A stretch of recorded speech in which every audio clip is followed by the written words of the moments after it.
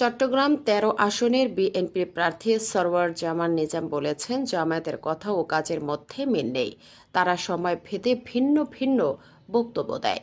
তিনি অভিযোগ করেন, সম্প্রতি জামায়াতের আমির মা বোনদের নিয়ে আপত্তিকর মন্তব্য করেছেন, যা উল্লেখ করতেও তিনি লজ্জা বোধ করছেন। চেয়ারম্যান শফিকুর রহমান সাহেব, দলের প্রধান শফিকুর রহমান সাহেব ৫-৭ দিন আগে কি করে জানো না? মেঘবল সম্বন্ধে খুবই অশ্লীল ভাষায় কথা কই, বিকৃত ভাষায় কথা কই। আর আছে সামনে একথা আর তিনি আরও বলেন, জামায়াত একসময় দেশের স্বাধীনতার বিরোধিতা করেছিল।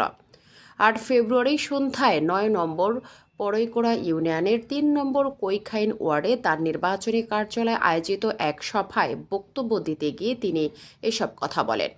সরওয়ার জামান নিজাম বলেন, কৈখাইনের মানুষ আমার হৃদয়ের স্থান করে নিয়েছে। আমি নির্বাচিত হলে এই এলাকায় রাস্তাঘাট, স্কুল ও মাদ্রাসার উন্নয়ন করা হবে। বিশেষ করে একটি কমিউনিটি ক্লিনিক স্থাপন করা হবে। তিনি ফজরের নামাজের পর মা বোনদের সঙ্গে নিয়ে ধানের শীষ প্রতীকে ভোট দেওয়ার আহ্বান জানান। সভায় আরও উপস্থিত ছিলেন বিএনপি নেতা K M Habibullah, K M Abdul Mabud, Jalal Uddin Ansari, কাজী তাহের, মোহাম্মদ শাহজাহান কালু সওদাগর, কাজী কুতুবুদ্দিন, ইউসুফ আহমেদ, মোহাম্মদ ওমর, মোহাম্মদ বেলাল সহ স্থানীয় নেতাকর্মীরা।